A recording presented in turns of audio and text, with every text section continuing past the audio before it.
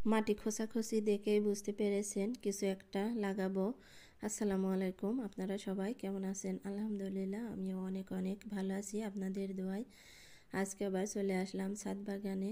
ছাদ বাগানে আসলে প্রতিদিনই কিছু না কিছু কাজ থাকে। আজকে যে 2 দিন আগে এখান থেকে পালং শাক উঠিয়ে নিয়েছি, তাই মাটি রেডি করছি।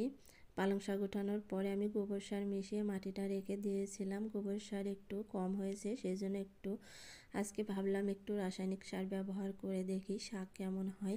রাসায়নিক সার কিন্তু স্বাস্থ্যের পক্ষে ভালো না, সেজন্য আমি রাসায়নিক সার একটু কমই ব্যবহার করি। বিশেষ করে সবজি আর ফলের ক্ষেত্রে ফুল গাছে রাসায়নিক সারটাই আমি ব্যবহার করি।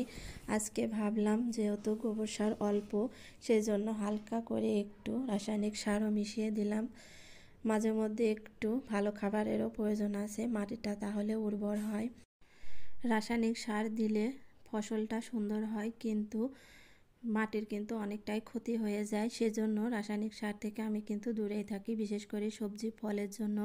সবজি ফল যদি রাসায়নিক সার দিয়েই চাষ করব, তাহলে তো বাজার থেকে কিনে আনা ওই রকমই সবজি ফল হয়ে যায়। সেজন্য আমি সব সময় চেষ্টা করি সবজি আর ফলটা অর্গানিকভাবে জৈব সার দিয়ে চাষ করার। কিন্তু আজকে আবার একটু দিয়ে দিলাম। যাই হোক, মাটিটা এভাবে সুন্দরভাবে আমি রেডি করে নিলাম। আর দেখুন, 20 টাকার পালং শাকের বীজ কিনেছিলাম, অলরেডি এখানে 2বার দিয়েছি, আরও অনেক জায়গায় দিয়েছিলাম। সেগুলো থেকে শাক 2বার করে খেয়েছি।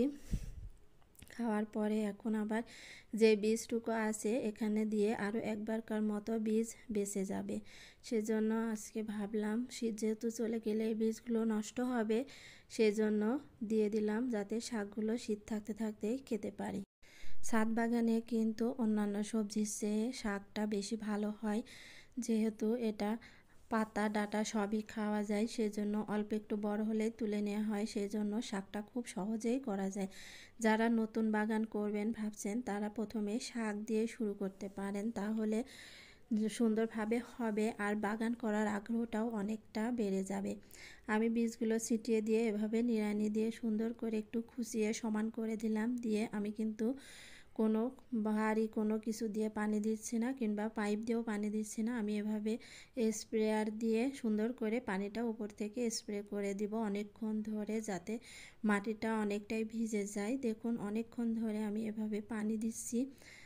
মাটিটা অনেক বেশি, সেজন্য আমার একটু বেশি সময় লাগছে। মাটিগুলো খুব সুন্দরভাবে ভিজিয়ে দিলাম, দিয়ে এভাবে আমি এই যে বস্তা দিয়ে, প্লাস্টিকের বস্তা দিয়ে ঢেকে দিলাম।